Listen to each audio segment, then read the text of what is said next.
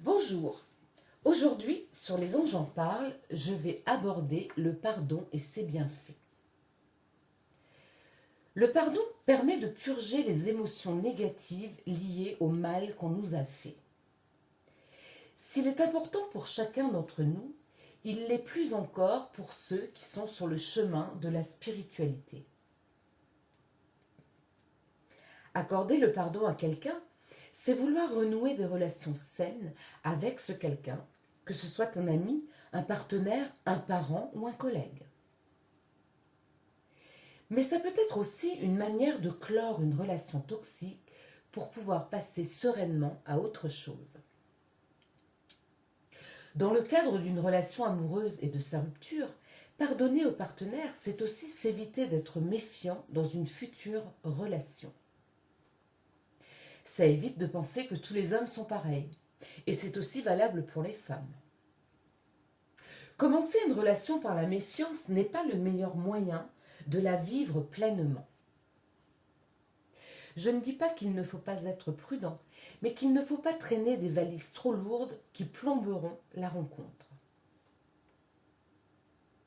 Pardonner n'équivaut pas à absoudre un acte ayant provoqué de la souffrance. Pardonner et se pardonner nos erreurs est un cadeau que l'on se fait à soi-même, plus qu'à l'autre, car il nous libère des sentiments nocifs, tels que la rancune, la rancœur, l'hostilité, la méfiance, la rumination, la colère, etc. Ces sentiments nous emprisonnent dans notre passé et nous chargent de souffrances qui, au lieu de s'atténuer avec le temps, s'auto-alimentent. La relation à l'autre, celui qui nous a blessés, en est faussée et du coup n'est plus tout à fait sincère. Parfois, nous sommes obligés de réitérer notre pardon plusieurs fois pour parvenir à nous libérer de toutes les émotions résiduelles. Dès lors que nous aurons restauré la paix dans notre cœur, nous constaterons un changement subtil en nous. Plus de sérénité, de joie, d'enthousiasme, de bienveillance. Le pardon, c'est aussi une victoire sur soi. Se pardonner soi-même est tout aussi important.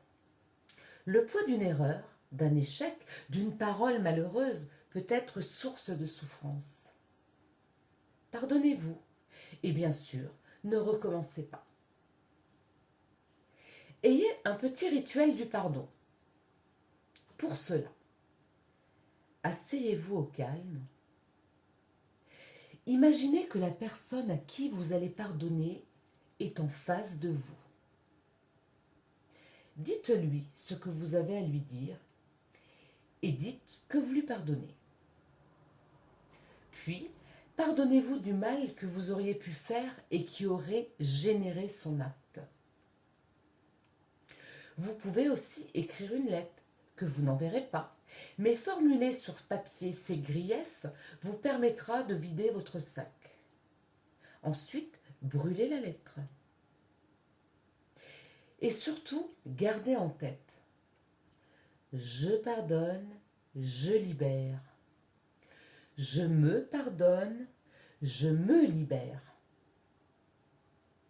Quand c'est fait, inventez-vous une danse de la joie pour prolonger le sentiment de libération et imaginez danser avec la personne qui vous a fait du mal et à qui vous avez pardonné.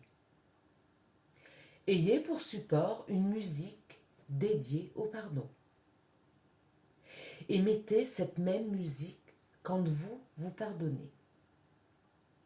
Voilà, j'espère que vous pardonnerez les imperfections de ces vidéos faites avec le cœur. Je vous dis à très vite pour une nouvelle capsule. Bye bye.